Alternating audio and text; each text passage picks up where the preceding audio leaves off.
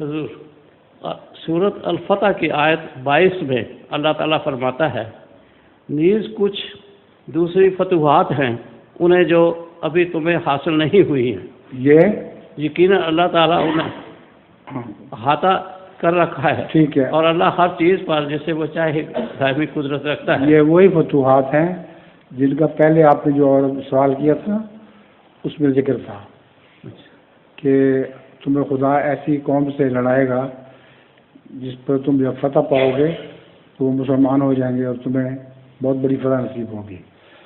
تو دیکھیے مسلمانوں کو کتنی بڑی فتوحات ملی ہیں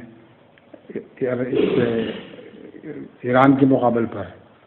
یہی فتوحات ہیں جن کی پیشگوئی کی گئی ہے.